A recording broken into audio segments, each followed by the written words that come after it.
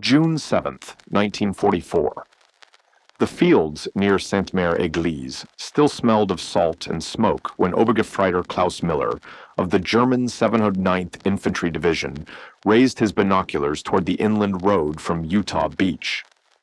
The horizon shimmered under a pale gray sky, and through the heat waves, a river of motion came into focus. American vehicles, hundreds of them, rolling endlessly inland like a tide that refused to ebb. In just 2 hours, Miller had counted 117 identical machines, each shining faintly through the dust, each moving with the same measured rhythm as if drawn by a single invisible hand. Their paint was unblemished, their tires unworn, and their engines sang in perfect unison. They looked new, too new for a battlefield that was only a day old. What Miller saw that morning was not merely an invasion, it was a revelation, a machine-led phenomenon that defied every belief the Wehrmacht had clung to about the limits of war. These vehicles, the Americans called them jeeps, were not soldiers, they were proof. Proof that the enemy was not just an army, but an industrial civilization on the march, capable of building, shipping, and fielding mechanical perfection across an ocean. Each jeep that rolled off those gray landing ships was a statement, a declaration that modern war had become a matter of factories, logistics, and relentless production. The jeeps came in waves, rolling straight off the ramps of landing ship tanks, LSTs, whose hulls groaned under the weight of steel and promise. Each vessel could carry 30 of these quarter-ton trucks, fully assembled, ready to drive straight into the fight. And hundreds of such ships had crossed the English Channel in unbroken convoys, guided by signal lamps that blinked through fog and gunfire alike. Their cargo was the pulse of American industry, and now that pulse was flooding into France. The names painted on their frames told a story of their own. Willys Overland Motor Company, Toledo, Ohio. Ford Motor Company, Dearborn, Michigan. Two distant factories, thousands of miles from this coastline, whose output had arrived here as though summoned by sheer will. Officially, the Army called them Truck, 1 4-ton, 444, Command Reconnaissance. But to German eyes, they were something far more unsettling. They were the face of an enemy who had turned warfare into mass production. To Miller and the men around him, those jeeps were a symbol of something colder and more absolute than courage, an industrial inevitability.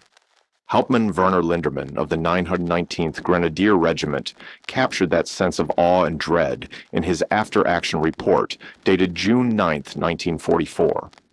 The enemy possesses vehicles in quantities we reserve for ammunition rounds. Every American unit, down to the squad, seems to move on wheels. He went on, "We destroyed 12 of their reconnaissance cars yesterday. This morning, there are 40 in the same place. They treat complex machines as if they were rifle cartridges, used, replaced, forgotten." Those words, written in tight field script under candlelight, spoke the truth. Had German planners known the full scale of American production, they would have understood that no countermeasure could have been enough. Between 1941 and 1945, the United States produced over 640,000 jeeps, enough to give every division its own small army of them. At peak efficiency, the assembly lines at Willys and Ford turned out one vehicle every 90 seconds. Every minute and a half, another symbol of mobility and endurance was born. One type of vehicle accounted for nearly a quarter of all U.S. military motor transport. By comparison, Germany's entire wartime output of its own light utility car, the Kübelwagen, barely reached 50,000.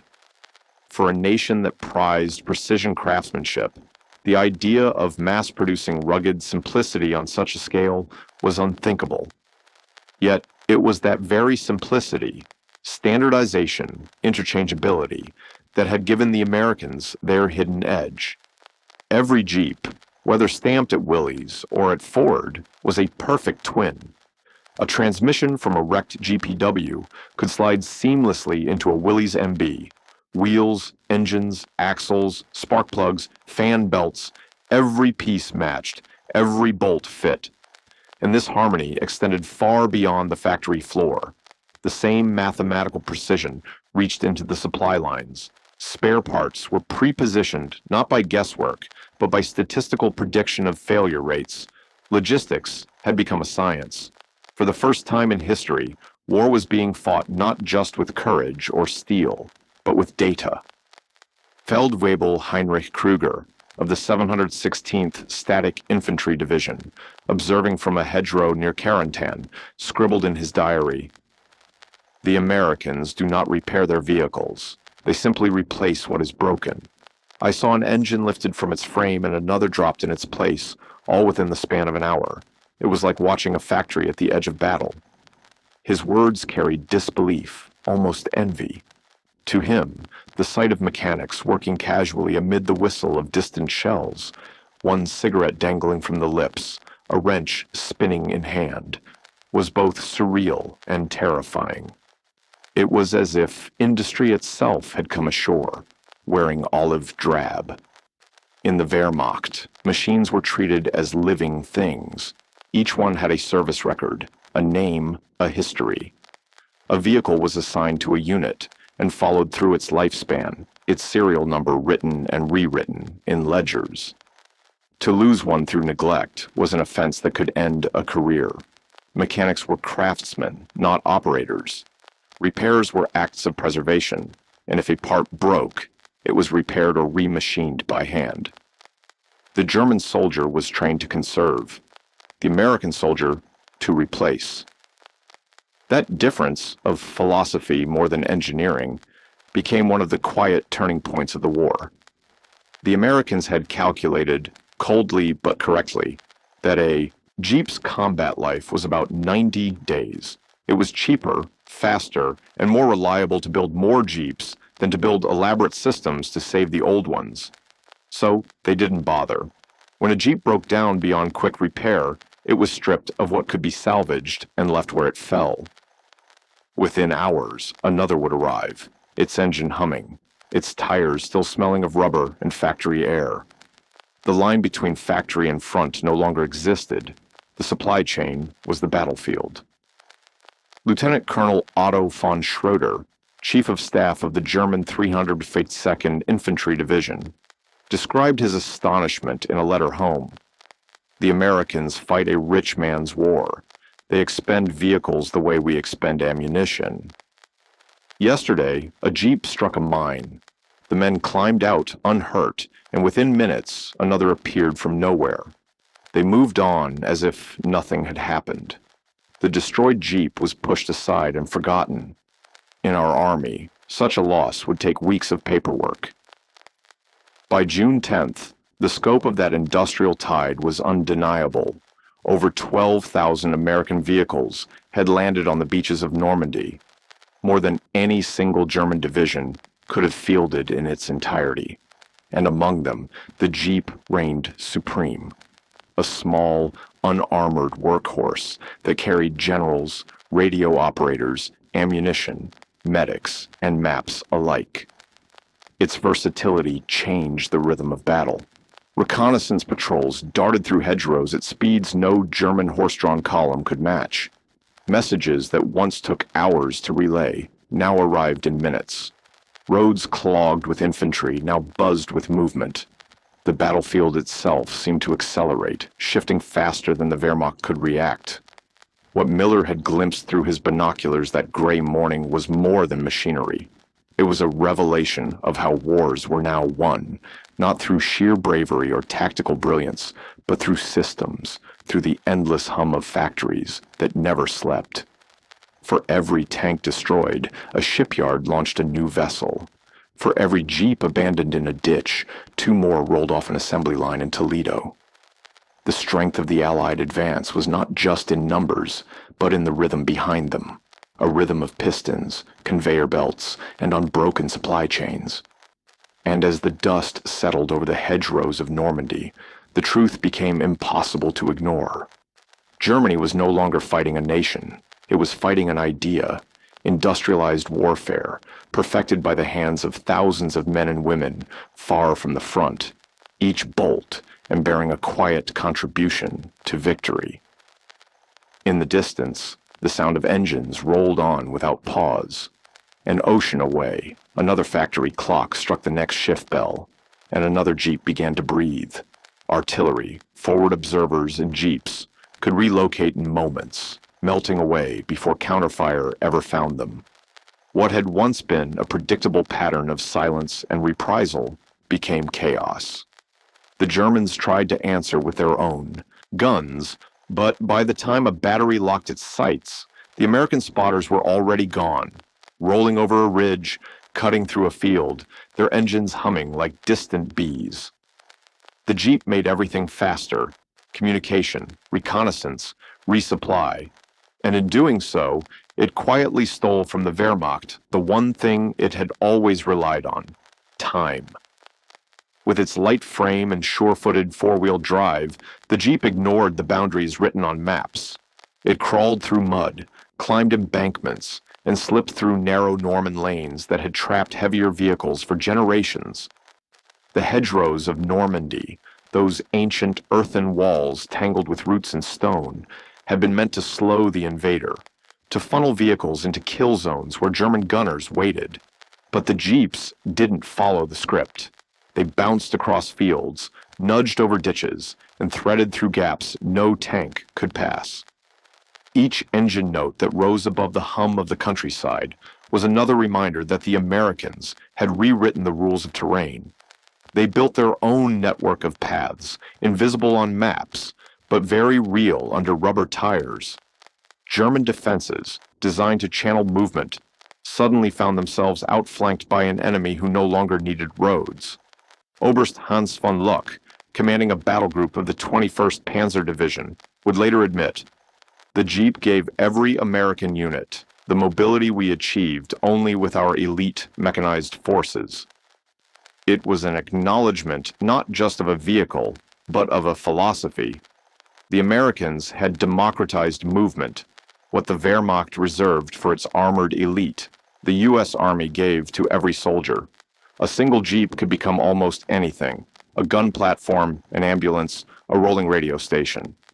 Machine gun crews bolted their weapons onto the frames and turned the nimble trucks into hunters.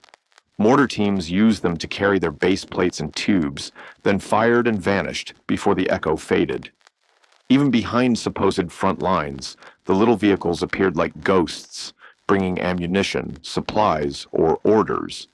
No sector felt safe. A Jeep might crest a hill, stop just long enough for its radio operator to murmur coordinates into the air, and within minutes, artillery would answer from miles away. The battlefield no longer moved in straight lines. It pulsed. Supporting all of this was an invisible machinery even more astonishing than the Jeeps themselves. American logistics, the unseen empire of ships, depots, and fuel drums, moved with a precision that felt mechanical. Every day, ships arrived from England and across the Atlantic, not just with rations or bullets, but with entire replacement vehicles. Engines, gearboxes, tires, and carburetors arrived in crates already labeled for field issue. Mobile repair units followed close behind the infantry, equipped to rebuild or replace anything short of an entire tank. If a Jeep was lost in combat, its replacement could arrive within 48 hours, sometimes sooner. Major Henrik Zimmermann of the 12th SS Panzer Division watched it all with grim fascination. "The American supply system," he wrote, "operates like a factory production line extended to the battlefield. Everything is standardized, packaged, and delivered on schedule. They have removed the friction from warfare that Clausewitz described." To men raised on German efficiency, it was both awe-inspiring and deeply unsettling. Where they saw artistry in machines, the Americans saw expendability. "While we struggle to maintain our existing equipment," Zimmermann added, "they simply order replacements, as if from a catalog." Within days, the psychological impact was undeniable. Soldiers who had once believed the American army to be soft and dependent on comfort now faced an enemy with a material abundance beyond imagination. Endless convoys of jeeps rolled past, each one identical, spotless, newly painted, and ready. For German troops still nursing vehicles that had served since Poland or France, it was a vision of futility. Gefreiter Wolfgang Braun, a mechanic from the same 21st Panzer Division, studied captured jeeps with both admiration and dismay. Every part is made for mass production, he noted. The engine, simple but strong. The transmission, robust, not refined. Nothing is beautiful, yet everything works. They have sacrificed elegance for quantity, and quantity is winning the war. But what unsettled some even more wasn't mechanical. It was human.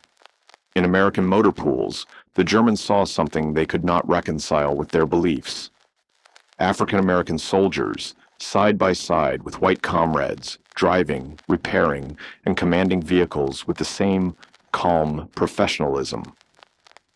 To those indoctrinated in racial hierarchy, it was a quiet shock. Feldwebel Kurt Wagner, in a report tinged with disbelief, wrote, "Negro soldiers operate and maintain these vehicles with the same efficiency as the others. Our racial theories suggest this should be impossible, and yet, there it is." The war was revealing not only the strength of American industry, but the inclusiveness of its manpower, a contrast that gnawed at the foundations of Nazi ideology. On the ground, the jeeps themselves evolved almost overnight. American soldiers, practical to the core, adapted their vehicles without hesitation. Within days of landing, frontline mechanics were welding improvised armor plates, fitting wire cutters to deflect the piano wire traps strung across roads, and bolting on extra guns wherever they could find room. Medical teams mounted stretcher racks and transformed the jeeps into field ambulances. Engineers loaded them with mine detectors and tools. To German eyes, such modifications looked crude, even careless, but they worked. They embodied the flexibility that the rigid Wehrmacht structure could not easily match. By contrast, German vehicles were fussy machines. They required specific fuel, grades, delicate parts, and trained mechanics to keep them running. Even in 1944, many divisions still depended on horse-drawn wagons. Each infantry division needed thousands of horses, living engines that demanded hay, water, rest, and constant care. Those animals slowed supply lines to a walking pace and exposed entire columns to air attack. Watching American convoys glide past at 30 miles per hour, self-contained and tireless, was like watching the future overtake the past. By June 15th, German intelligence estimated that over 4,000 jeeps were already operating in Normandy, with hundreds more landing every day. For officers who remembered the invasion of Poland, when the entire German army had fielded fewer than 3,000 motor vehicles of all types, the math was staggering. It meant that even if the Allies lost every jeep in France, they could replace them all in 2 weeks. The numbers were no longer just statistics. They were a shadow stretching over the Wehrmacht's future. Colonel Ernst Wagner of the Panzer Division summarized the realization in a report that reached Field Marshal Rommel shortly before his injury. "We face an enemy who has industrialized warfare to a degree we never imagined possible. They mass-produce vehicles of war as if they were building sedans. Every American soldier seems to know how to drive, repair, and refuel. Their entire society is trained for mechanical warfare. The gap between us is not one of courage, but of philosophy. That philosophy, cold, calculated, and endlessly practical, had changed the essence of battle. Where Germany fought to preserve, America fought to replace. Where one army wrote names on the sides of its machines, the other stamped serial numbers and moved on. In the end, it wasn't just tanks or planes that made the difference. It was the quiet heartbeat of engines that never stopped, the hum of wheels that never waited. And as night fell over Normandy, The fields glowed faintly under the moonlight. Lines of jeeps parked in rows, their metal still warm from the day's work, their silhouettes like patient beasts waiting for dawn. Somewhere beyond the hedgerows, an engine coughed to life, and the sound rolled softly through the darkness, steady as a clock that refused to stop.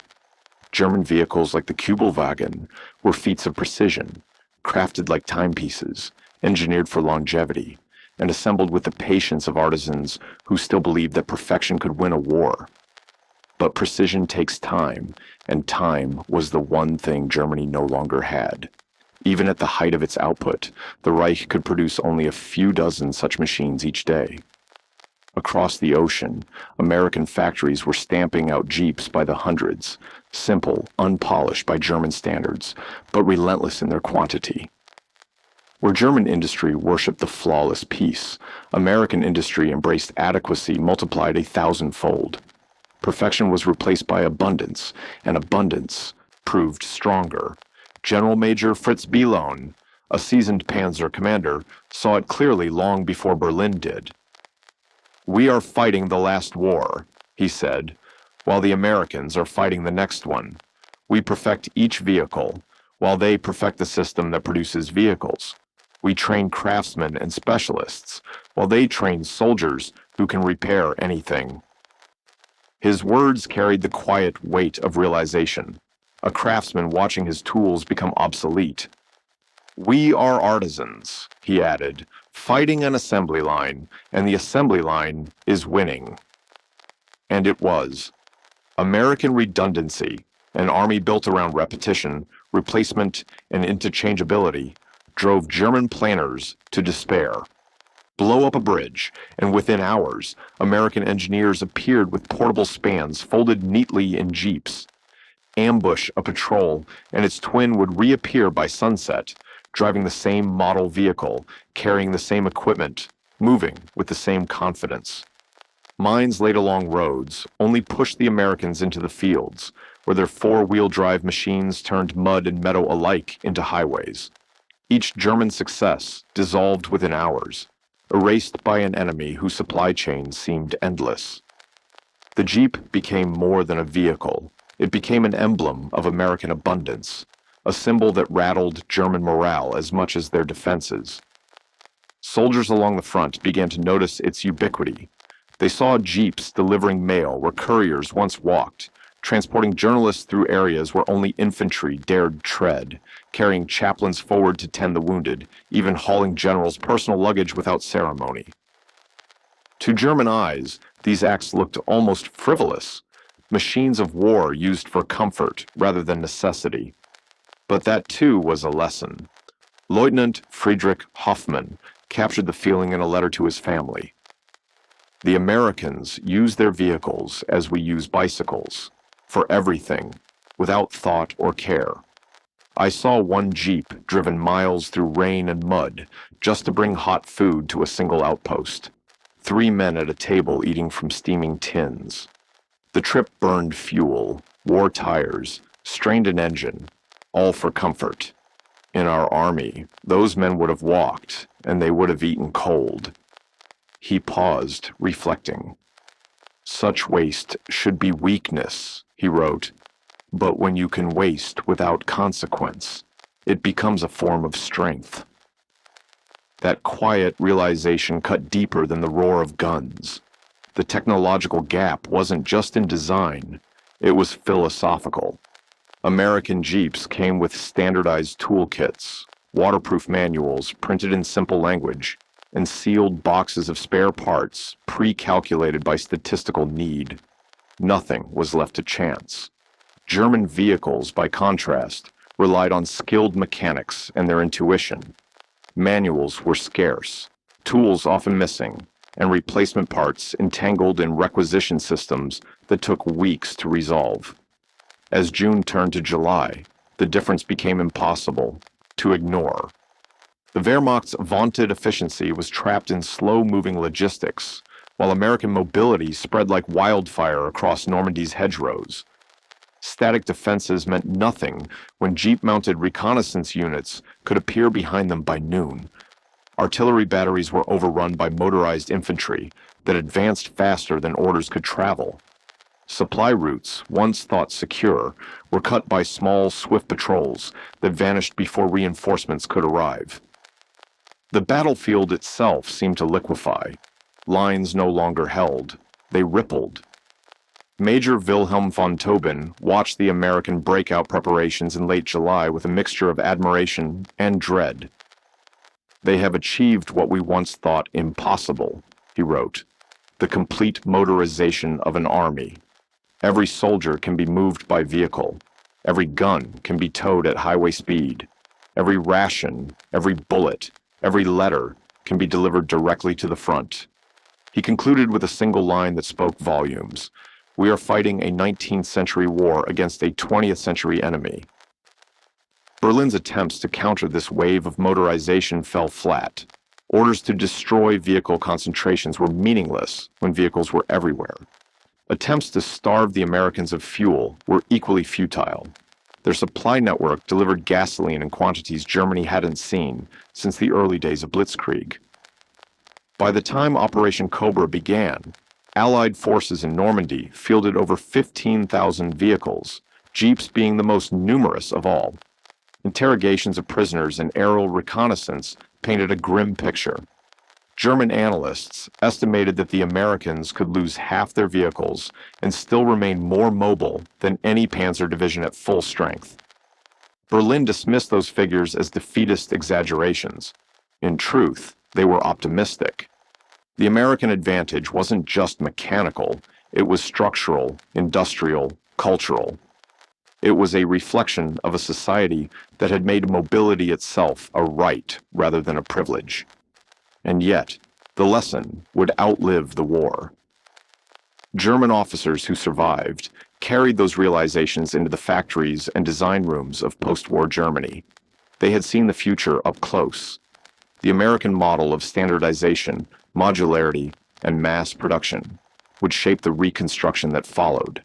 The Volkswagen, once a wartime curiosity, overshadowed by the Jeep, would rise again as the Beetle, a peacetime echo of the very principles that had defeated it. Feldwebel Otto Schultz, who spent 3 years as a prisoner of war in America, would later reflect on that shift with quiet respect. "We learned," he said, "that modern war was not about courage or skill, but about capacity. The Americans taught us that victory belongs to whoever can build the most, ship it fastest, and replace what is lost without hesitation." To him, the Jeep was not just a vehicle. It was the shape of a new kind of warfare, one that Germany had not been ready to fight. The story of those German soldiers encountering the endless convoys of Jeeps rolling through Normandy was not simply a tale of defeat. It was the collision of two civilizations, two philosophies of conflict. On one side stood the old world, professional soldiers, carefully maintained weapons, pride in craftsmanship and tradition. On the other stood a nation that treated war as an extension of industry, where production lines replaced parades and where the rhythm of engines outlasted the rhythm of drums. The endless columns of jeeps that poured across the French countryside were more than machines. They were the physical embodiment of the arsenal of democracy. Each one a heartbeat of a nation that had learned to turn its factories into weapons, its workers into an army, its abundance into power. For the German soldiers who watched them pass, every jeep carried the same unspoken message. The age of artisanal warfare had ended, and the age of industrial warfare had begun. One man who understood this more deeply than most was Hauptmann Ernst Bergmann, an observer attached to German forces throughout the Normandy campaign. He survived the war, and years later became an automotive engineer. "The Americans taught us," he said softly, "that in modern war, the factory matters more than the battlefield. Their jeeps arrived in endless numbers, each one identical, each one replaceable. We thought we were soldiers," he admitted, "but they showed us. We were only workers in a factory of destruction." And as the sun set over Normandy's fields, That truth lingered in the air, like the hum of distant engines. Somewhere, just beyond the hedgerows, a jeep shifted into gear, its headlights cutting through the dusk, and the quiet pulse of its motor carried on into the night, steady and unstoppable.